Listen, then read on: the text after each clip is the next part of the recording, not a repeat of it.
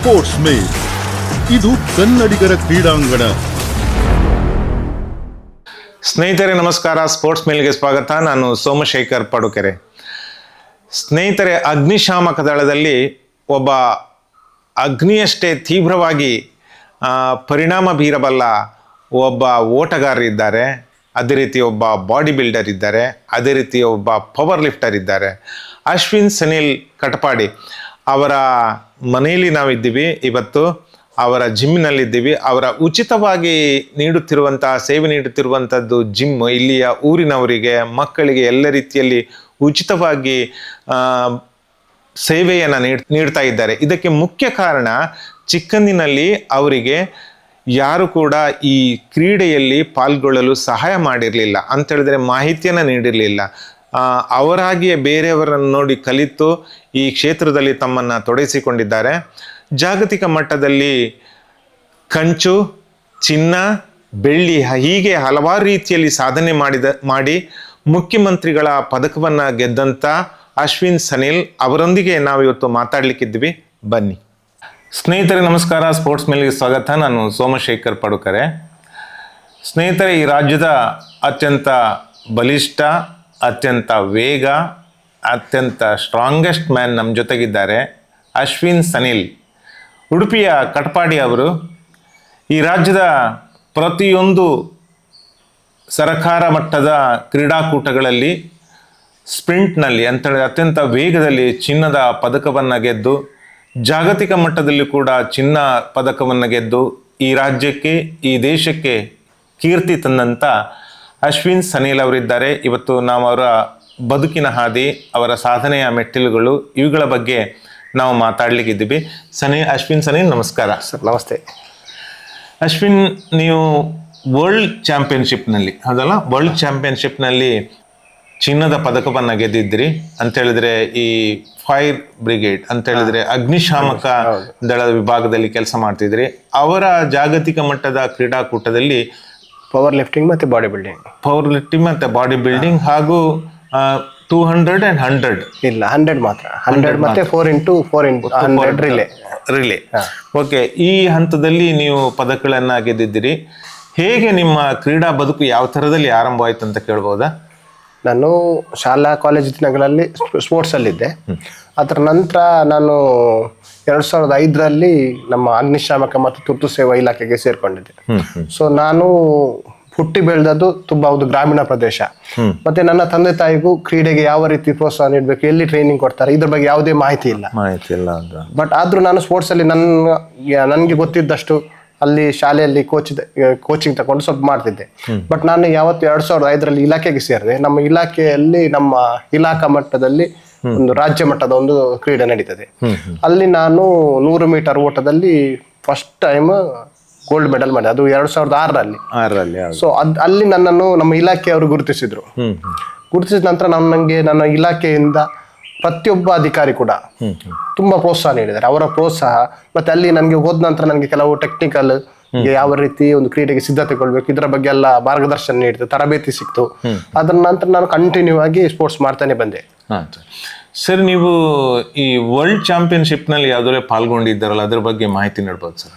ನಾನು ಮೊದಲು 2005ರಿಂದ ಒಂದು ರಾಜ್ಯ ಮಟ್ಟ ಮತ್ತೆ ರಾಷ್ಟ್ರ ಮಟ್ಟದ ಸ್ಪರ್ಧೆಗಳಿಗೆ ಭಾಗವಹಿಸ್ತಾ ಇದ್ದೆ. ಸೊ ಮೊದಲೇ ಬಾರಿ ನಾನು 2008ಅಲ್ಲಿ ನಮ್ಮ ಆಲ್ ಇಂಡಿಯಾ ಸಿವಿಲ್ ಸರ್ವಿಸ್ ಅಂತ ಸ್ಪೋರ್ಟ್ಸ್ ಮೀಟ್ ನಡೀತದೆ. ಅದರಲ್ಲಿ ನಾನು 4x100 ಮೀಟರ್ ರಿಲೇ ಅಲ್ಲಿ ಒಂದು ಬ್ರೌನ್ಸ್ ಮೆಡಲ್ ಸಿಕ್ತು. ಅದಕ್ಕಿಂತ ಮೊದಲು 100 ಸಿಗ್ಲಿಲ್ಲ ನನಗೆ. ಅದ್ರ ನಂತರ 2008ರಲ್ಲಿ ನಾನೊಂದು ಗುರಿಯನ್ನು ಇಟ್ಕೊಂಡೆ.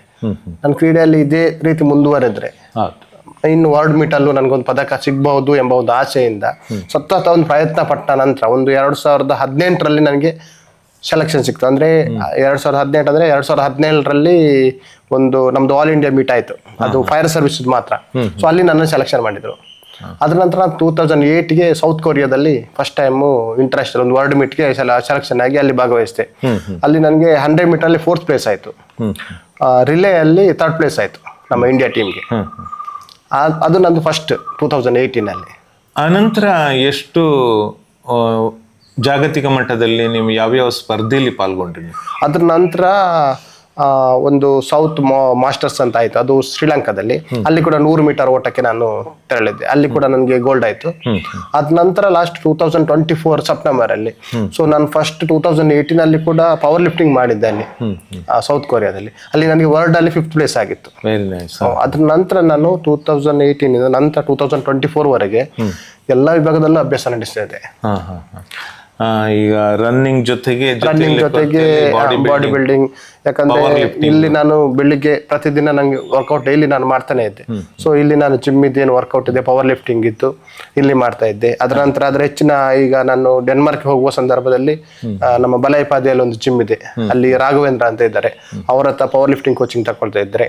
ಅದರ ನಂತರ ಅಲ್ಲಿ ಬ್ರಹ್ಮವರಕ್ಕೆ ಅಲ್ಲಿ ಒಬ್ರು ರಾಜೇಂದ್ರ ಅಂತ ಇದ್ದಾರೆ, ಅವರು ಪವರ್ ಲಿಫ್ಟಿಂಗ್ ಒಳ್ಳೆ ಟ್ರೈನಿಂಗ್ ಮಾಡ್ತಾರೆ, ಅಲ್ಲಿಗೂ ಕೂಡ ತಗೊಳ್ತಾ ಇದ್ದೆ. ಅದರೊಟ್ಟಿಗೆ ಸ್ಪ್ರಿಂಟ್ಗೆ ಜಾಹಿರ್ ಅಬ್ಬಾಸ್ ಅಂತ ಇದ್ದಾರೆ, ಹೌದು, ಅವ್ರ ಹತ್ರನೂ ಟ್ರೈನಿಂಗ್ ತಗೊಳ್ತಾ ಇದ್ದೆ. ಈ ತರ ಒಂದು ಸತತವಾಗಿ ಅದರ ಹಿಂದೆ ಬಿದ್ದು ಸೆಪ್ಟೆಂಬರ್ ಅಲ್ಲಿ ನಡೀತು, ಲಾಸ್ಟ್ 24 ಅಲ್ಲಿ.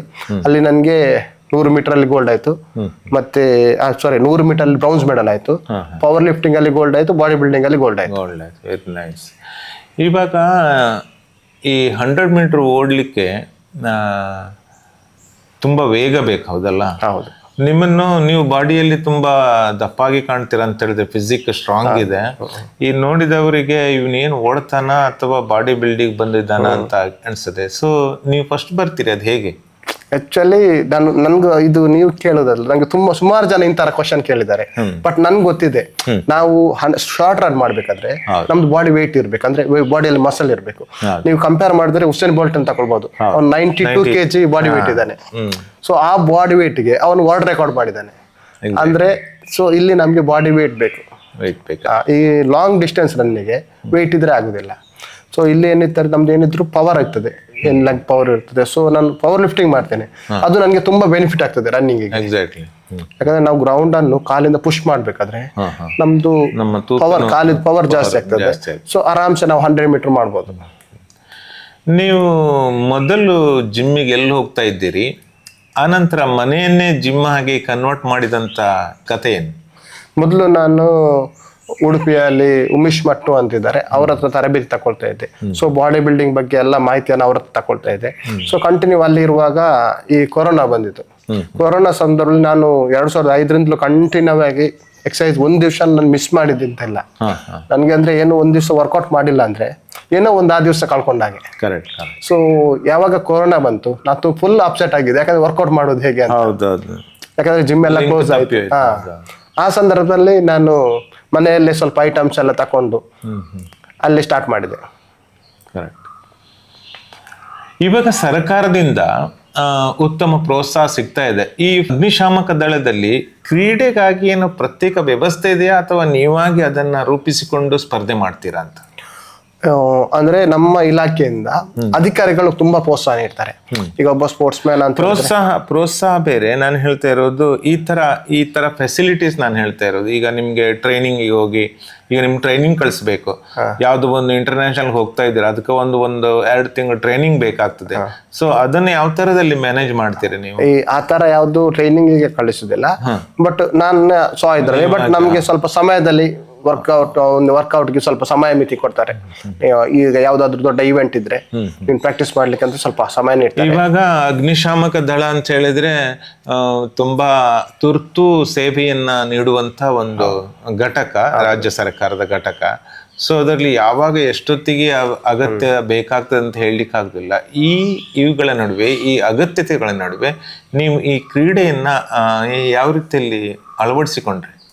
ಆಕ್ಚುಲಿ ನಮ್ಮ ಇಲಾಖೆ ನಾನು ಸೇರಿದಾಗ್ಲೇ ನಮ್ಗೆ ತುಂಬಾ ಬೆನಿಫಿಟ್ ಆಗಿದೆ ನಾನು ಈ ಸ್ಪೋರ್ಟ್ಸ್ ಇಂದ. ಯಾಕಂತ ಹೇಳಿದ್ರೆ ನಾವು ಎಷ್ಟು ಆಕ್ಟಿವ್ ಇರ್ತೇವೆ ಆವಾಗ ನಮ್ಗೆ ಜನರ ಸೇವೆ ಮಾಡ್ಲಿಕ್ಕೆ ಈಸಿ ಆಗ್ತದೆ. ಯಾಕಂದ್ರೆ ನಾವು ಒಂದು ಪ್ಲೇಸ್ಗೆ ಯಾವ್ದಾದ್ರು ಇನ್ಸಿಡೆಂಟ್ ಪ್ಲೇಸ್ಗೆ ಹೋಗಿದ್ರೆ ಅಲ್ಲಿ ಯಾವ ತರ ಸಿಚುವೇಶನ್ ಇರ್ತದೆ ಅಂತ ಗೊತ್ತಾಗುದಿಲ್ಲ. ಅಲ್ಲಿ ನಾವು ವಿದಿನ್ ಸೆಕೆಂಡ್ ಅಲ್ಲಿ ನಾವು ನಮ್ಮ ಆಕ್ಷನ್ ತಗೊಳ್ಬೇಕು, ಯಾವ ಡಿಸಿಷನ್ ತಗೊಳ್ಬೇಕು, ಅಥವಾ ನಮ್ಮ ವರ್ಕ್ ಆಗ್ಲಿ ಕೆಲವು ತುಂಬಾ ಟಫ್ ಇರ್ತದೆ. ನಾವು ವಿದಿನ್ 1 ಸೆಕೆಂಡ್ ಹೆಚ್ಚು ಕಡಿಮೆ ಕೆಲವರು ಪ್ರಾಣನೇ ಹೋಗುವಂತ ಸಂದರ್ಭ. ಸೊ ಈ ತರ ಇದೆಲ್ಲ ನಾವು ಮಾಡ್ಬೇಕಾದ್ರೆ ನಾವು ಎಷ್ಟು ಫಿಟ್ನೆಸ್ ಇದ್ರೂ ಸಾಕಾಗುದಿಲ್ಲ.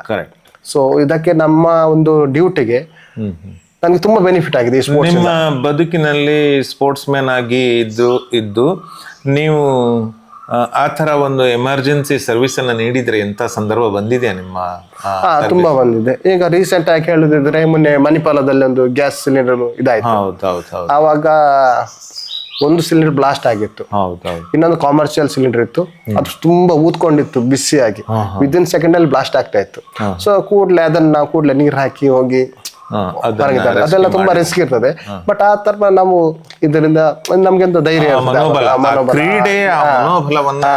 ಹೆಚ್ಚಿಸ್ತದೆ ಆ ತರ. ಈಗ ನೀವು ಜಗತ್ತಿನ ಬೇರೆ ಬೇರೆ ಅಗ್ನಿಶಾಮಕ ದಳ ಸಿಬ್ಬಂದಿ ಜನ ನೋಡಿದಿರಿ, ಅವರು ಈಗ ಫಾರಿನಿಗೆ ಹೋಗ್ತೀರಿ ಕಾಂಪಿಟಿಷನ್ ಅಲ್ಲಿ, ಅವ್ರು ಹೇಗಿರ್ತಾರೆ ಅಂತ ಹೇಳಿದ್ರೆ ಅಲ್ಲಿಯ ಸರ್ವಿಸ್ಗಳು ಯಾವ ತರ ಇರ್ಬೋದು, ಅವರ ಜೀವನ ಶೈಲಿ ಅಥವಾ ಅವರ ಸ್ಪೋರ್ಟ್ಸಿಗೆ ಯಾವ ತರ ಎನ್ಕರೇಜ್ ಮಾಡ್ತಾರೆ ಅಲ್ಲಿ ಅಂತ ನಿಮ್ಗೆ ಏನಾದ್ರು ಗೊತ್ತಿದೆ, ತಿಳ್ಕೊಂಡಿದ್ದೀರಾ? ಅಂದ್ರೆ ನಾವು ಇಲ್ಲಿಂದ ಹೋಗುವಾಗ ನಮ್ಮ ಒಂದು ಟೀಮ್ ಹೋದ್ರೆ ಟೀಮ್ಗೆ ಒಬ್ರು ಟೀಮ್ ಮ್ಯಾನೇಜರ್ ಇರ್ತಾರೆ. ಬಟ್ ಅಲ್ಲಿ ಅವ್ರು ಹಾಗೆ ಇರೋದಿಲ್ಲ.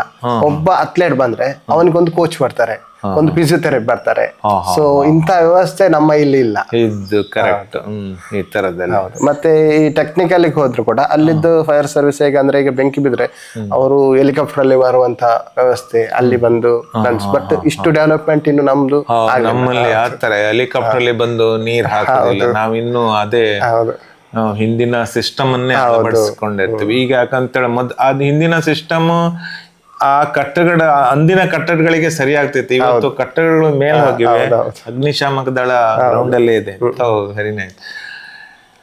ಈಗ ಊರಿನಲ್ಲಿ ನಿಮ್ಗೆ ಯಾವ ತರ ಸಪೋರ್ಟ್ ಮಾಡಿದ್ರಿ? ಯಾಕಂತ ಹೇಳಿದ್ರೆ ಗ್ರಾಮೀಣ ಪ್ರದೇಶದಲ್ಲಿ ಬಂದಂತ ಪ್ರತಿಭೆ ನೀವು, ನಿಮ್ಗೆ ಊರಿನಿಂದ ಯಾವ ತರ ಬೆಂಬಲ ಸಿಕ್ತು?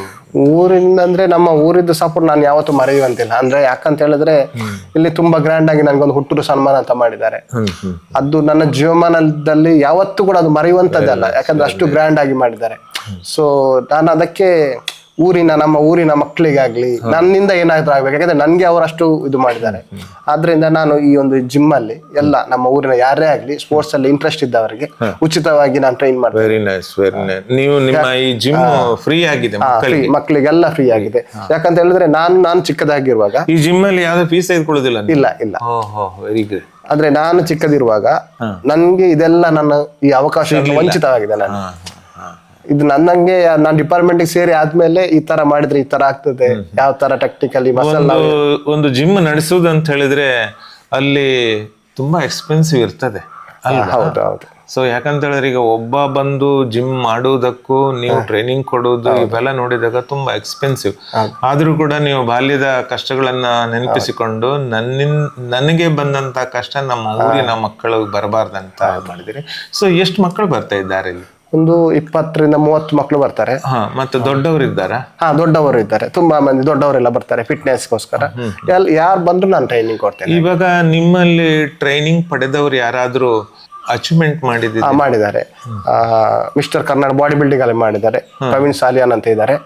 ಅವರು ಶಿರ್ವಾದಿಂದ ಇಲ್ಲಿಂದ ಒಂದು 8 ಕಿಲೋಮೀಟರ್ ದೂರ ಅಲ್ಲಿಂದ ಬರ್ತಾರೆ ಬೆಳಿಗ್ಗೆ. ಹೌದು, ಅವ್ರಿಗೆ ಬಂದು ಅವರು ಮಿಸ್ಟರ್ ಉಡುಪಿ ವಿನ್ ಆಗಿದ್ದಾರೆ. ಆಮೇಲೆ ಕರ್ನಾಟಕ ಅದೇ ಬಿಲ್ಲವಾಸ್ ಅಲ್ಲಿ ಮಿಸ್ಟರ್ ಕರ್ನಾಟಕದಲ್ಲಿ ಪ್ಲೇಸ್ ಮಾಡಿದ್ದಾರೆ. ಹೌದು, ವೆರಿ ನೈಸ್. ಇವಾಗ ಊರಿನ ಮಕ್ಕಳಿಗೆ ನೀವೇನ್ ಹೇಳ ಬಯಸ್ತೀರಿ? ಒಬ್ಬ ಇಂಟರ್ನ್ಯಾಷನಲ್ ಕ್ರೀಡಾಪಟುವಾಗಿ ಈ ಊರಿನ ಜನರಿಗೆ, ಊರಿನ ಮಕ್ಕಳಿಗೆ ಏನ್ ಹೇಳುದು ಅಂತ ಹೇಳಿದ್ರೆ, ಈಗಿನ ಮಕ್ಕಳಲ್ಲಿ ಪೇಶನ್ಸ್ ಇಲ್ಲ. ಅಂದ್ರೆ ಈಗ ಜಾಯಿನ್ ಆದ್ರೆ ಜಿಮ್ಮಿಗೆ 1-2 ತಿಂಗಳೊಳಗೆ ಅವ್ರಿಗೆ ಎಲ್ಲ ಆಗ್ಬೇಕು. ಅದಕ್ಕೆ ನಾನು ಉದಾಹರಣೆ ಕೊಡ್ತೇನೆ. ಯಾಕಂದ್ರೆ ನಾನು 2018ರಲ್ಲಿ ವಿಶ್ವ ಮಟ್ಟಕ್ಕೆ ಟ್ರೈ ಮಾಡಿದವನು ಅಲ್ಲ, 2008ರಲ್ಲಿ ನನ್ಗೆ ಅವಕಾಶ ಸಿಕ್ಕಿದ್ದು 2018ರಲ್ಲಿ. 10 ವರ್ಷ ಡೆಡಿಕೇಶನ್. ಅದು ಈ 10 ವರ್ಷದಲ್ಲಿ ನಾನು ಏನ್ ಮಾಡಿದೆ, ಒಂದ್ ದಿವ್ಸನು ಈಗ ಕೆಲವು ನಮ್ಮ ಮನೆಯಲ್ಲಿ ನನ್ಗೆ ತುಂಬಾ ಸಪೋರ್ಟ್ ಮಾಡಿದ್ದಾರೆ. ಕೆಲವೊಂದು ನಾನು ಫಂಕ್ಷನ್ ಕೂಡ ಅಟೆಂಡ್ ಮಾಡೋದು ಎಲ್ಲ ಮಿಸ್ ಮಾಡ್ಕೊಳ್ಳಿ, ಯಾಕಂದ್ರೆ ನನ್ಗೆ ವರ್ಕೌಟ್ ಮಿಸ್ ಆಗ್ತದೆ. ಅದೇ ಊರಿನಲ್ಲಿ ಯಾವುದೇ ಫಂಕ್ಷನ್ ಆಗಿರ್ಲಿ ನನ್ಗೆ ಅದು ನನ್ನ ವರ್ಕೌಟ್ ಮಿಸ್ ಆಗಿದ್ರೆ ಎಷ್ಟು ಕ್ಲೋಸ್ ಇದ್ರು ಕೂಡ ನಾನು ಮಿಸ್ ಮಾಡ್ಕೊಳ್ತೇನೆ. ಯಾಕಂದ್ರೆ ನನ್ನ ವರ್ಕೌಟ್ ಮೇನ್ ಇತ್ತು ಹಾಗೆ. ಮತ್ತೆ ಈ ವರ್ಕೌಟ್ ಹೇಗಿರ್ತದೆ ಅಂದ್ರೆ, ನಾನೀಗ ಎಕ್ಸರ್ಸೈಸ್ ಮಾಡಿ ಒಂದು ದಿವಸ ಮಿಸ್ ಮಾಡಿದ್ರೆ ನನ್ಗೆ ಅದು ನನ್ನ ಪರ್ಫಾರ್ಮೆನ್ಸ್ ಏನು ಇಂಪ್ರೂವ್ ಆಗ್ತದೆ ಅದೊಂದು 1 ವಾರ ಬ್ಯಾಕ್ ಹೋದಾಗ ಅನಿಸ್ತದೆ. ನಿಮ್ಗೆ ಸರ್ಕಾರದಿಂದ ಯಾವ್ದೆಲ್ಲ ಪ್ರಶಸ್ತಿ ಬಂದಿದೆ ನೋಡಿದೆ? ನಿಮಗೆ ಮುಖ್ಯಮಂತ್ರಿಗಳ ಪದಕ ಸಿಕ್ಕಿದೆ. ಹೌದು, ಅದ್ರ ಬಗ್ಗೆ ಇನ್ಯಾವುದೆಲ್ಲ ಬಂದಿದೆ? ಒಂದು ಮುಖ್ಯಮಂತ್ರಿಗಳ ಪದಕ ಸಿಕ್ಕಿದೆ. ಮತ್ತೆ ನಮ್ಮ ಆಲ್ ಇಂಡಿಯಾದಲ್ಲಿ ಹೀರೋ ಪ್ಲಸ್ ಅವಾರ್ಡ್ ಅಂತ ಕೊಡ್ತಾರೆ, ಫೈರ್ ಹೀರೋ ಪ್ಲಸ್ ಅವಾರ್ಡ್ ಅಂತ, ಅದು ನ್ಯಾಷನಲ್ ಇದು, ಅದೊಂದು ಸಿಕ್ಕಿದೆ. ಮತ್ತೆ ಮತ್ತೆ ಜಿಲ್ಲಾ ಗಣರಾಜ್ಯೋತ್ಸವ ಪ್ರಶಸ್ತಿ ಸಿಕ್ಕಿದೆ. ಗಣರಾಜ್ಯೋತ್ಸವ ಮತ್ತೆ ಜಿಲ್ಲಾ ರಾಜ್ಯೋತ್ಸವ ಇದೆಯಾ? ಇಲ್ಲ ಜಿಲ್ಲಾ ಗಣರಾಜ್ಯೋತ್ಸವ ಜಿಲ್ಲಾ ಗಣರಾಜ್ಯೋತ್ಸವ ಹೌದು ಪ್ರಶಸ್ತಿ. ಓಕೆ. ಈ ಬೇರೆ ಇದು ಅಗ್ನಿಶಾಮಕ ದಳ ಹೊರತಾಗಿ ನೀವು ಬೇರೆ ಯಾವ್ದಾದ್ರು ಕಾಂಪಿಟಿಷನ್ ಅಂತ ಹೇಳಿದ್ರೆ ಡಿಪಾರ್ಟ್ಮೆಂಟ್ ಅಲ್ಲದ ಕಾಂಪಿಟಿಷನ್ ಅಲ್ಲಿ ಪಾಲ್ಗೊಂಡಿದ್ರಾ?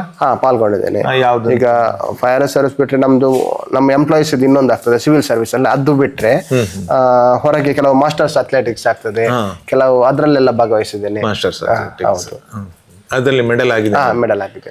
ಒಟ್ಟು ನಿಮ್ಮಲ್ಲಿ ಎಷ್ಟು ಮೆಡಲ್ ಇದೆ ಇವಾಗ? ಯಾಕಂದ್ರೆ ಮನೆಯಲ್ಲಿ ನೋಡಿದೆ ಫುಲ್ ಮೆಡಲ್ ಇದೆ, ಇಲ್ಲಿಯೂ ಕೂಡ ಮೆಡಲ್ಗಳ ರಾಶಿ ಇದೆ. ಎಷ್ಟಿದೆ ಒಂದು ಅಂದಾಜು ನನ್ನ ಪ್ರಕಾರ ಒಂದು 100ಕ್ಕೆ ಮೇಲೆ ಇರ್ಬೋದು. 100ಕ್ಕೆ ಅದರಲ್ಲಿ ಜಾಸ್ತಿ ಇದೆ. ಹೌದು. ನಾನಂದ್ರೆ ಕಂಟಿನ್ಯೂ ಮಾಡ್ತಾ ಇದ್ದೇನೆ. ಅಂದ್ರೆ ಸ್ಪೋರ್ಟ್ಸ್ 2005ರಿಂದ ಒಂದು 20 ವರ್ಷ ಸರ್ವಿಸ್ ಆಯ್ತು ನಂದು. ಒಂದು ವರ್ಷ ನಾನು ಸ್ಪೋರ್ಟ್ಸ್ ಮಿಸ್ ಮಾಡಿದ್ದಿಲ್ಲ. ಅಂದ್ರೆ ವರ್ಷಕ್ಕೆ ನನಗೆ ಒಂದು 2-3 ರಾಜ್ಯ ಮಟ್ಟ. ನಿಮ್ಗೆ ಏಜ್ ಎಷ್ಟು ಇವಾಗ? 40. 20 ಇಯರ್ಸ್ಗೆ ಜಾಬ್ ಆಗಿದೆ. ಹೌದಾ? ಈಗ ಅಪ್ಪ ಅಮ್ಮ ನಿಮ್ಗೆ ಯಾವ ಥರದಲ್ಲಿ ಸಪೋರ್ಟ್ ಮಾಡಿದ್ರು? ಅವ್ರ ಬಗ್ಗೆ ಸ್ವಲ್ಪ ಮಾತಾಡಿ. ಯಾಕಂತ ಹೇಳಿದ್ರೆ ಅವರು ದೂರದಲ್ಲಿದ್ದು ಶ್ರಮ ವಹಿಸಿ ನಿಮ್ಮನ್ನೆಲ್ಲ ಇದು ಮಾಡಿದ್ದಾರೆ. ಸೊ ಈಗ ಅಪ್ಪ ಅಮ್ಮ ಮತ್ತೆ ಹೆಂಡತಿ ಅವರೆಲ್ಲ ಏನಂದ್ರೆ ನನಗೆ ಸ್ಪೋರ್ಟ್ಸ್ ಬರ್ತಾ ಇದ್ರೆ ನಾನು ಕರೆಕ್ಟ್ ಆಗಿ ಏನ್ ಫುಡ್ ಬೇಕು ಅದೆಲ್ಲ ಪ್ರಿಪೇರ್ ಮಾಡಿ ಕೊಡ್ತಾರೆ. Very nice. ಮತ್ತೆ ತುಂಬಾ ಸಪೋರ್ಟ್ ಮಾಡ್ತಾರೆ. ಅಪ್ಪನ ಹೆಸರು ಶೇಖರ್ ಪೂಜಾರಿ. ತಾಯಿ ಬೇಬಿ ಪೂಜಾರಿ ಅಂತ. ತಂದೆ ಎಲ್ಲಿದ್ದು? ಅಲ್ಲಿ ದುಬೈಯಲ್ಲಿ ಇದ್ದು, ಮಸ್ಕತ್ ಅಲ್ಲಿ ಕೆಲಸ ಮಾಡ್ಕೊಂಡು. ಸರಿ ಅಶ್ವಿನ್, ಇವಾಗ ಈ ಅಗ್ನಿಶಾಮಕ ದಳದಲ್ಲಿ ಸಾಧನೆ ಮಾಡಿದವರು ಬೇರೆ ಬೇರೆ ರಾಜ್ಯಗಳಲ್ಲಿ, ಈಗ ದೇಶದಲ್ಲಿ ನಿಮ್ಮ ಹಾಗೆ ಬೇರೆ ಸಾಧನೆ ಮಾಡಿದವರು ಇದ್ದಾರೆ. ಅವರನ್ನ ಯಾವ ತರ ಇದು ಮಾಡ್ತಾರೆ? ಇದರ ಪ್ರಮೋಷನ್ ಅಥವಾ ಅವರಿಗೆ ಉತ್ತೇಜನ ಕೊಡುವಂಥದ್ದು ಯಾವ ರೀತಿಯಲ್ಲಿ ನಡೀತದೆ? ಈಗ ಫೈರ್ ಸರ್ವಿಸ್ ಮತ್ತೆ ಸಿವಿಲ್ ಸರ್ವಿಸ್ ಸ್ಪೋರ್ಟ್ಸ್ ಅಲ್ಲಿ ಈಗ ಇಂಟರ್ನ್ಯಾಷನಲ್ ಮಾಡಿದವರು ನನ್ನ ಜೊತೆ ಮಾಡಿದವರು ಇದ್ದಾರೆ. ಅವ್ರು ಬೇರೆ ಸ್ಟೇಟ್ ಅಲ್ಲಿ ಕೆಲವರಿಗೆ ಪ್ರಮೋಷನ್ ಆಗಿದೆ. ಆಮೇಲೆ ಸಿವಿಲ್ ಸರ್ವಿಸ್ ಅಲ್ಲಿ ಮಾಡಿದವರಿಗೆ ಬೇರೆ ಸ್ಟೇಟ್ ಅಲ್ಲಿ ಇನ್ಕ್ರಿಮೆಂಟ್ಸ್ ಎಲ್ಲ ಆಗಿದೆ. ಹಾಗೆ ಇವಾಗ ಒಂದು ಡಿಪಾರ್ಟ್ಮೆಂಟ್ ಇಂದ ಇನ್ನೊಂದು ಡಿಪಾರ್ಟ್ಮೆಂಟ್ ಗೆ ಹೋಗುವ ಅವಕಾಶಗಳು ಇರ್ತದ? ಹಾಗಿದೆಯಾ? ಇಲ್ಲ. ಅದೇ ನೀವು ಅದು ಫೈರ್ ಅಲ್ಲಿ ಸ್ಪೋರ್ಟ್ಸ್ ಇಂದ ಏನು ಹೋಗ್ಲಿಕ್ಕೆ ಆಗುದಿಲ್ಲ. ನಮ್ಮ ಸ್ವ ಪ್ರಯತ್ನ. ಬಟ್ ನಿಮ್ಮಲ್ಲಿ ಯಾವ್ದೆಲ್ಲ ಹಂತಗಳಿವೆ ಅಂತ ಹೇಳಿದ್ರೆ ಇವಾಗ ನೀವು ಯಾವ ಹುದ್ದೆಯಲ್ಲಿ ಇದ್ದೀರಿ? ನಾನು ಇವಾಗ ಲೀಡಿಂಗ್ ಫೈರ್ ಮ್ಯಾನ್ ಆಗಿದ್ದೇನೆ. ಫಸ್ಟ್ ಫೈರ್ ಮ್ಯಾನ್, ಆಮೇಲೆ ಲೀಡಿಂಗ್ ಫೈರ್ ಮ್ಯಾನ್ ಇರ್ತದೆ, ಆಮೇಲೆ ಅಸಿಸ್ಟೆಂಟ್ ಸ್ಟೇಷನ್ ಆಫೀಸರ್ ಅಂತ, ಮತ್ತೆ ಫೈರ್ ಸ್ಟೇಷನ್ ಆಫೀಸರ್, ಆಮೇಲೆ ಡಿಸ್ಟ್ರಿಕ್ಟ್ ಫೈರ್ ಸ್ಟೇಷನ್ ಆಫೀಸರ್, ಮತ್ತೆ ರೀಜನಲ್ ಫೈರ್ ಸ್ಟೇಷನ್ ಆಫೀಸರ್, ಆ ತರ ಎಲ್ಲ ಪೋಸ್ಟ್. ಈಗ ಲೀಡಿಂಗ್ ಫೈರ್ ಮ್ಯಾನ್ ಅಂತ ಹೇಳಿದ್ರೆ ಅವರದ್ದು ಜವಾಬ್ದಾರಿ ಏನಿರ್ತದೆ?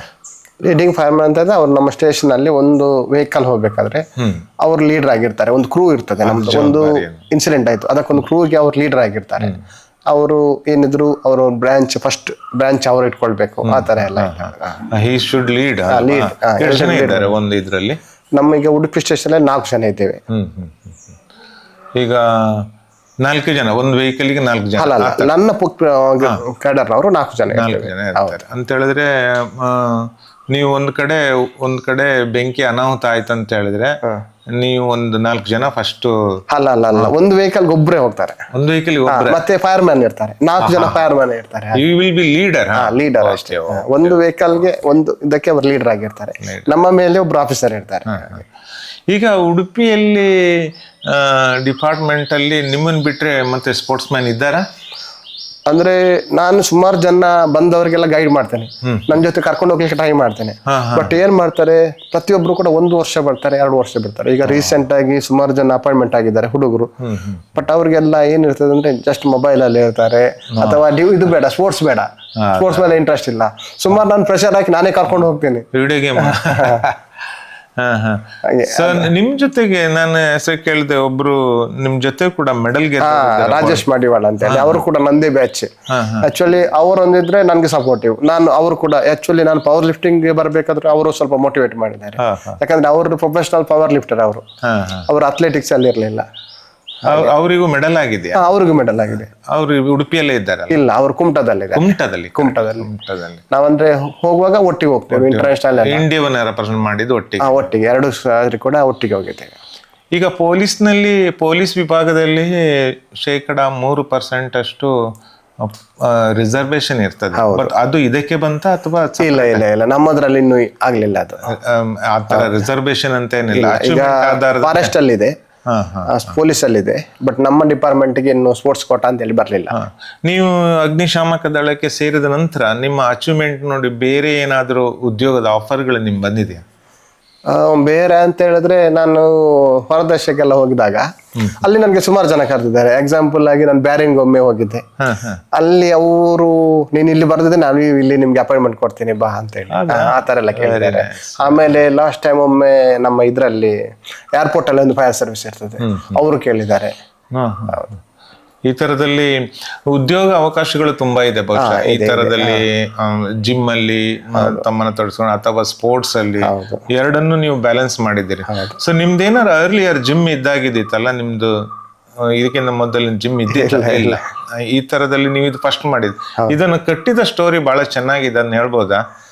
ಯಾವ ತರದಲ್ಲಿ ಇದನ್ನ ನಿರ್ಮಾಣ ಮಾಡಿದ್ರಿ ಅಂತ? ಅಂತ ಹೇಳಿದ್ರೆ ಅದೇ ನಮ್ಮ ಕೊರೋನಾ ಟೈಮ್ಗೆ ಅಲ್ಲ ಸುಮಾರು ಜನ ಜಿಮ್ ಎಲ್ಲ ಐಟಮ್ಸ್ ಎಲ್ಲ ಮಾಡ್ತಾ ಇದ್ರು.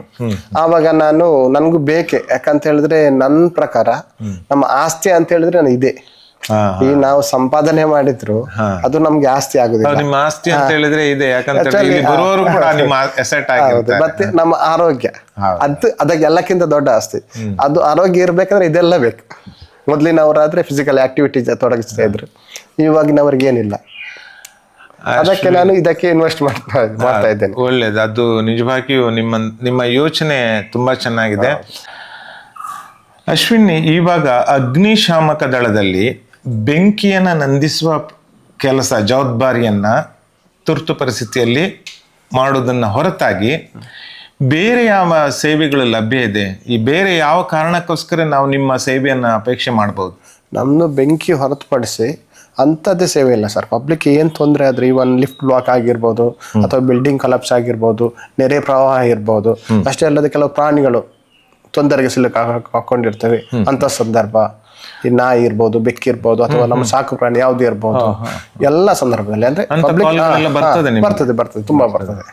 ಇವಾಗ ನೀವು ಉಡುಪಿಯಲ್ಲಿ ಇದ್ದೀರಿ ಸರ್, ಉಡುಪಿಯಲ್ಲಿ ಸೇವೆ ಮಾಡ್ತಾ ಇದ್ದೀರಾ. ಬೇರೆ ರಾಜ್ಯದ ಬೇರೆ ಭಾಗಗಳಿಗೆ ನಿಮ್ಮ ಸೇವೆ ಅಗತ್ಯ ಇದೆ ಅಂತ ಹೇಳಿದಾಗ ನಿಮ್ಮನ್ನು ಕರ್ಸ್ಕೊಳ್ತಾರೆ ಹೇಗೆ? ಇಲ್ಲ, ನಮ್ದು ಏನಿದ್ರು ಕೊಡಗಿನಲ್ಲಿ ನೆರೆ ಆಯ್ತು, ಅದು ಕರೆಸ್ಕೊಳ್ತಾರೆ. ಅಂದ್ರೆ ನಮ್ಮ ಕರ್ನಾಟಕದ ಒಳಗೆ ಕರೆಸ್ಕೊಳ್ಬೋ ಚಾನ್ಸಸ್ ಇದೆ ಬಟ್ ಹೊರ ರಾಜ್ಯಕ್ಕಿಲ್ಲ. ರಾಜ್ಯದ ಒಳಗಡೆ ಯಾವುದೇ ಜಿಲ್ಲೆಗೂ ಅಂದ್ರೆ ತುಂಬಾ ಫ್ಲಡ್ ಎಲ್ಲ ಕಂಟಿನ್ಯೂ ಇದ್ರೆ ಈ ಕಡೆಯಿಂದ ಆ ಕಡೆ ಅದೆಲ್ಲ ನೆರವಾಗುವಂತದ್ದು ಆ ರೀತಿಯಲ್ಲೆಲ್ಲ ಹೇಗನ್ಸ್ತಾ ಇದೆ ನಿಮ್ಗೆ? ಯಾಕಂತ ಹೇಳಿದ್ರೆ ಇದೊಂದು ತುಂಬಾ ಸವಾಲಿನ ಕೆಲಸವಾಗಿರ್ತದೆ, ಬಹಳ ಕಡಿಮೆ ಕೆಲಸವಾಗಿರ್ತದೆ. ಕಡಿಮೆ ಅಂತ ಹೇಳಿದ್ರೆ ಯಾವತ್ತೂ ನೀವು ಜಾಗರೂಕರಾಗಿರ್ಬೇಕು. ಯಾಕಂತ ಹೇಳಿದ್ರೆ ಯಾರು ದುರಂತವನ್ನ ಬಯಸುದಿಲ್ಲ. ಈ ಸೇವೆ ಹೇಗಿರ್ತದೆ? ನನ್ಗೆ ನನ್ನ ಡ್ಯೂಟಿ ಮೇಲೆ ತುಂಬಾ ಒಂದು ಸಂತೋಷ ಇದೆ. ಯಾಕಂತ ಹೇಳಿದ್ರೆ ನಮ್ಗೆ ಅಲ್ಲಿ ಹೋದಾಗ ಕೆಲವರ ಜೀವ ರಕ್ಷಣೆ ಮಾಡಿರ್ತೇವೆ. ಅದೆಲ್ಲ ನಮ್ಗೆ ಮನಸ್ಸಿಗೆ ಒಂದು ತುಂಬಾ ಒಂದು ಸಾರ್ಥಕತೆ. ಅದೇ ಅದಕ್ಕೆ ಮತ್ತೆ ನಾವು ಫಿಟ್ನೆಸ್ ನಮ್ಮ ಮೇನ್ ಬೇಕಾಗಿರೋ ನಮ್ಗೆ ಫಿಟ್ನೆಸ್. ಯಾಕಂದ್ರೆ ನಾವು ಹೋದಾಗ ನಾವು ಫಿಟ್ ಇಲ್ಲದ್ರೆ ನಾವು ಉಳಿದವ್ರನ್ನ ರಕ್ಷಣೆ ಮಾಡ್ಲಿಕ್ಕೆ ಸಾಧ್ಯ ಇಲ್ಲ. ಖಂಡಿತ ಧೈರ್ಯ ಬೇಕು. ನಮ್ಮ ಜೊತೆಗೆ ನಿಮ್ಮ ಅನುಭವವನ್ನ ಹಂಚಿಕೊಂಡಿದ್ದೀರಿ ಅಶ್ವಿನ್. 2008ರಲ್ಲಿ ಬಹುಶಃ ಇರಬೇಕು, ನೀವು ಮೊದಲ ಬಾರಿ ಪದಕ ಗೆದ್ದಾಗ ನಾನು ಯಾವ ಪೇಪರ್ ನಲ್ಲಿ ಇದ್ದೀನಿ ಅಂತ ನೆನಪಿಲ್ಲ. ಇದೆ ನಮ್ಮ ಸ್ಪೋರ್ಟ್ಸ್ ಮೇಲೆ ಇತ್ತು. ಸ್ಪೋರ್ಟ್ಸ್ ಮೇಲೆ 2018 ಅದೇ ನಮ್ದು ವರ್ಲ್ಡ್ ಮೆಡಲ್ ಮಾಡಿದಾಗ ತುಂಬಾ ವರ್ಷಗಳ ನಂತರ ನಾವು ಮೀಟ್ ಆಗಿದ್ದೀವಿ. ಬಹಳ ಖುಷಿ ಆಯ್ತು. ನಿಮ್ಗೆ ಒಳ್ಳೇದಾಗ್ಲಿ. ಇನ್ನು ಜಾಗತಿಕ ಮಟ್ಟದಲ್ಲಿ ತುಂಬಾ ಪದಕಗಳನ್ನ ಗೆದ್ದು ಈ ರಾಜ್ಯಕ್ಕೆ ಈ ದೇಶಕ್ಕೆ ಕೀರ್ತಿ ತನ್ನಿ ಅಂತ. Okay sir, thank you. ಎಲ್ಲರಿಗೂ ನಮಸ್ತೆ. ನಾನು ವಿನಾಯಕ್ ಯು ಕಲ್ಗುಡ್ಕರ್, ಜಿಲ್ಲಾ ಅಗ್ನಿಶಾಮಕ ಅಧಿಕಾರಿ ಉಡುಪಿ. ಕಳೆದ 2 ವರ್ಷಗಳಿಂದ ಉಡುಪಿ ಜಿಲ್ಲೆಯಲ್ಲಿ ಸೇವೆ ಸಲ್ಲಿಸುತ್ತಿದ್ದೇನೆ. ನಮ್ಮ ಹೆಮ್ಮೆಯ ಸಿಬ್ಬಂದಿಯಾದ ಶ್ರೀ ಅಶ್ವಿನ್ ಸನಿಲ್ ಇವರು ಇಲಾಖೆಗೆ 2005ರಲ್ಲಿ ಸೇರ್ಪಡೆಗೊಂಡು ಇಲಾಖೆಯಲ್ಲಿ ವೃತ್ತಿಪರ ಕ್ರೀಡಾಕೂಟ ಭಾಗವಹಿಸಿ ಭಾಳಷ್ಟು ಒಂದು ಸಾಧನೆಗಳು ಮಾಡಿರ್ತಾರೆ. ಈ ಮುಖಾಂತರ ಕರ್ನಾಟಕ ರಾಜ್ಯ ಅಗ್ನಿಶಾಮಕ ಮತ್ತು ತುರ್ತು ಸೇವೆಗಳು ಹಾಗೂ ಕರ್ನಾಟಕ ಸರ್ಕಾರಕ್ಕೆ ಒಂದು ಹೆಮ್ಮೆಯನ್ನು ಮತ್ತು ಗೌರವವನ್ನು ತಂದಿರುತ್ತಾರೆ. ಸದರಿಯವರು ಈ ಹಿಂದೆ 2018ರಲ್ಲಿ ಸೌತ್ ಕೊರಿಯಾ ನಡೆದಂತಹ ಒಂದು ವರ್ಲ್ಡ್ ಫೈರ್ ಫೈಟಿಂಗ್ ಗೇಮ್ಸಲ್ಲಿ ಸದರಿಯವರು ಬ್ರೌನ್ಸ್ ರಿಲೇಯಲ್ಲಿ ಬ್ರೌನ್ಸನ್ನು ಗೆದ್ದಿರ್ತಾರೆ. ಹಾಗೆ ಇದು ಸುಮಾರು ಒಂದು 5,000-6,000 ಒಂದು ಕ್ರೀಡಾಪಟುಗಳು ಭಾಗವಹಿಸುವಂಥ ದೊಡ್ಡ ಒಂದು ಒಲಿಂಪಿಕ್ ಲೆವೆಲಲ್ಲಿ ಅಂದರೆ ಅಂತಾರಾಷ್ಟ್ರೀಯ ಲೆವೆಲಲ್ಲಿ ಗೆದ್ದಿರ್ತಾರೆ. ಹಾಗೆ 2024 ಸೆಪ್ಟೆಂಬರ್ ನಡೆದಂಥ ಅಲ್ಬರ್ಗ್ ಡೆನ್ಮಾರ್ಕ್ ಇಲ್ಲೂ ಭಾಗವಹಿಸಿ ಇವರು ಒಂದು ಬಾಡಿ ಬಿಲ್ಡಿಂಗ್ ಮತ್ತು ಪವರ್ ಲಿಫ್ಟಿಂಗಲ್ಲಿ ಚಿನ್ನವನ್ನು ಗೆದ್ದಿರುತ್ತಾರೆ. ಆಮೇಲೆ ಇತ್ತೀಚೆಗೆ ನಡೆದಂಥ 2025 ಬಿಹಾರದಲ್ಲಿ ಆಲ್ ಇಂಡಿಯಾ ಸಿವಿಲ್ ಸರ್ವೀಸಸ್ ಗೇಮಲ್ಲಿ ಇವರು ತಮ್ಮ 100 ಮೀಟರ್ಸಲ್ಲಿ 11.12 ಸೆಕೆಂಡ್ಸಲ್ಲಿ ರೀಚ್ ಆಗಿ ಒಂದು ಚಿನ್ನದ ಪದಕವನ್ನು ಗೆದ್ದಿರುತ್ತಾರೆ. ಈ ಒಂದು ಸಾಧನೆ ಮಾಡಲಿಕ್ಕೆ ಇವರಿಗೆ ಸ್ಫೂರ್ತಿ ನಮ್ಮ ಉಡುಪಿ ಜಿಲ್ಲೆಯ ಜನತೆ, ಕರ್ನಾಟಕ ಜನತೆ ಮತ್ತು ಇವರು ತಮ್ಮ ಸ್ವಂತ ಜಿಮ್ಮನ್ನು ನಡೆಸುತ್ತಿದ್ದು ಕಟಪಾಡಿಯಲ್ಲಿ ಸುತ್ತಮುತ್ತ ಅಂತಹ ಯುವಕರಿಗೆ ಯಾವುದೇ ಶುಲ್ಕವಿಲ್ಲದೆ ಅವರಿಗೆ ಸ್ಪೋರ್ಟ್ಸ್ ಆಗಲಿ ಅಥವಾ ದೇಹದಾಡಲಿ ಅವರು ತರಬೇತಿ ನೀಡುತ್ತಾರೆ. ಈ ಮುಖಾಂತರ ಇವರು ನಮ್ಮ ಕರ್ನಾಟಕ ರಾಜ್ಯ ಭಾರತ ರಾಷ್ಟ್ರಕ್ಕೆ ಗೌರವವನ್ನು ತಂದಿರುತ್ತಾರೆ. ಈ ಮುಖಾಂತರ ಇವರಿಗೆ ನಮ್ಮ ಉಡುಪಿ ಜಿಲ್ಲೆ ಅಗ್ನಿಶಾಮಕ ಇಲಾಖೆ, ಉಡುಪಿ ಜಿಲ್ಲಾಡಳಿತ ಮತ್ತು ಕರ್ನಾಟಕ ಸರ್ಕಾರ ಮತ್ತು ಭಾರತ ಸರ್ಕಾರದ ಗೌರವವನ್ನು ಸಮರ್ಪಿಸ್ತೇನೆ. ಸರ್, ನೀವು ಕ್ರೀಡೆ ಹಾಗೂ ಈ ಜವಾಬ್ದಾರಿ ಇವುಗಳನ್ನೆಲ್ಲ ಯಾವ ರೀತಿಯಲ್ಲಿ ಬ್ಯಾಲೆನ್ಸ್ ಮಾಡ್ತೀರಾ? ಅಂದರೆ ನಾನೀಗ ಡ್ಯೂಟಿಗೆ ಬರ್ತೇನೆ. ಡ್ಯೂಟಿಗೆ ಬಂದಾಗ ನನಗೆ ಇಲ್ಲೂ ಕೂಡ ಡ್ಯೂಟಿ ಒಳಗಡೆನೆ ಇಲ್ಲಿ ಕೆಲವೆಲ್ಲ ನಾವು ಐಟಮ್ಸ್ ಎಲ್ಲ ಇದೆ, ಅಂದರೆ ವರ್ಕೌಟ್ ಮಾಡೋದಾಗಲಿ ಎಕ್ಸಸೈಸ್ ಮಾಡೋದಾಗಲಿ ಇಲ್ಲಿ ಕೂಡ ಮಾಡ್ತಾ ಇರ್ತೇನೆ. ಅದ್ರ ನಂತರ ನಮಗೆ ಇಲ್ಲಿ ಡ್ಯೂಟಿ ಆದಮೇಲೆ ಇಲ್ಲಿ ಹತ್ತಿರ ಸ್ಟೇಡಿಯಂ ಇದೆ, ಅಲ್ಲಿ ಹೋಗ್ತೇನೆ. ಅಲ್ಲಿ ಆ ಥರ ಅಂದರೆ ಟೈಮ್ ಎಲ್ಲೂ ಕೂಡ ನಾನು ವ್ಯರ್ಥ ಮಾಡೋದಿಲ್ಲ. ಇಲ್ಲಿ ಬಂದರು ಇಲ್ಲಿ ಏನಾದರೂ ನನಗೆ ಫ್ರೀ ಟೈಮ್ ಸಿಕ್ಕಿದರೆ ನಾನು ವರ್ಕೌಟಲ್ಲೇ ಇರ್ತೇನೆ. ಸೊ ಇಲ್ಲಿಂದ ನನ್ನದು ಡ್ಯೂಟಿ ಮುಗೀತು, ಇಲ್ಲಿಂದ ಸೀದಾ ನಾನು ಸ್ಟೇಡಿಯಮ್ಗೆ ಹೋಗ್ತೇನೆ. ಮತ್ತು ಡ್ಯೂಟಿಯಲ್ಲಿರುವಾಗ ನಂದು ಏನು ಫುಡ್ ಎಲ್ಲ ಇಲ್ಲೇ ಪ್ರಿಪೇರ್ ಮಾಡ್ಕೊಳ್ತೇನೆ. ಅಂದರೆ ನಾನು ಡ್ಯೂಟಿ ಆದಮೇಲೆ ನನಗೆ ವರ್ಕೌಟ್ ಮಾಡುವಾಗ ಏನು ಬೇಕು ಇಲ್ಲೇ ರೆಡಿ ಮಾಡ್ಕೊಂಡು ಅದನ್ನೆಲ್ಲ ಇಟ್ಕೊಂಡು ಹೋಗೋದು, ಆ ಥರ ಎಲ್ಲ ಮಾಡ್ಕೊಂಡು ಎರಡು ಬ್ಯಾಲೆನ್ಸ್ ಮಾಡ್ಕೊಂಡು ಹೋಗ್ತಾ ಇದ್ದೀನಿ. ಸರ್, ಇಲ್ಲಿಯ ಹೆಡ್ ಅಂತ ಹೇಳಿದ ಅಗ್ನಿಶಾಮಕ ದಳದ DC ವಿನಾಯಕ್ ಸರ್ ಸ್ಪೋರ್ಟ್ಸ್ ಬಗ್ಗೆ ಭಾಳ ಆಸಕ್ತಿ ಹೊಂದಿದ್ದಾರೆ. ಅವ್ರ ಜೊತೆ ಮಾತಾಡ್ತಾ ಗೊತ್ತಾಯಿತು. ಸೊ ನಿಮ್ಮ ಇದಕ್ಕೆ ಅವ್ರು ಯಾವ ರೀತಿಯಲ್ಲಿ ಸಪೋರ್ಟ್ ಮಾಡ್ತಾ ಇದ್ದಾರೆ ಅಂತ? ಈಗ ವಿನಾಯಕ್ ಸರ್ ಇರ್ಬೋದು ಮತ್ತು ಸ್ಟೇಷನ್ ಆಫೀಸರ್ ಇರ್ಬೋದು, ಅದೇ ರೀತಿ ನಮ್ಮ ಡೈರೆಕ್ಟ್ರ್ ಪ್ರತಿಯೊಬ್ಬರು ಕೂಡ ನನಗೆ ತುಂಬ ಪ್ರೋತ್ಸಾಹ ನೀಡ್ತಾ ಇದ್ದಾರೆ. ಅಂದರೆ ಕ್ರೀಡೆಗೆ ಅಂತ ಹೇಳಿದ್ರೆ ಅವ್ರಿಗೆ ಹೆಸರು ಬರ್ತದೆ, ನಮ್ಮ ರಾಜ್ಯಕ್ಕೆ ಅಂತ ಹೇಳಿದ್ರೆ ಎಲ್ಲ ರೀತಿಯಲ್ಲೂ ನನಗೇನು ಬೇಕಾದರೂ ಯುವ ಜನತೆಗೆ ಅದರಿಂದ ಪ್ರೇರಣೆ ಆಗಲಿ ಅಂತ, ನಿಮ್ಮ ಸಾಧನೆ ಪ್ರೇರಣೆ ಆಗಲಿ ಅಂತ ಡಿಪಾರ್ಟ್ಮೆಂಟಿಗೂ ಒಂಥರ ಕೀರ್ತಿ ಬರಲಿ ಅಂತ. ಸರ್ ಕೂಡ ಮುಖ್ಯಮಂತ್ರಿಯವರ ಪದಕ ವಿಜೇತರಾಗಿದ್ದಾರೆ. ಅವರು ಕೂಡ ಸ್ಪೋರ್ಟ್ಸ್ ಹಿನ್ನೆಲೆಯಿಂದ ಬಂದವರು ಅನಿಸ್ತಾ ಇದೆ. ಅವ್ರ ತಂದೆ ಕೂಡ ಸ್ಪೋರ್ಟ್ಸ್ ಅಲ್ಲಿ ಕಬಡ್ಡಿ ಪ್ಲೇಯರ್ ಅಂತ. ಹೌದು. ಸೊ ತುಂಬಾ ಧನ್ಯವಾದಗಳು ಸರ್, ನಮ್ಮೊಂದಿಗೆ ನಿಮ್ಮ ಅನುಭವನ ಹಂಚಿಕೊಳ್ಳೋದಕ್ಕೆ. Thank you.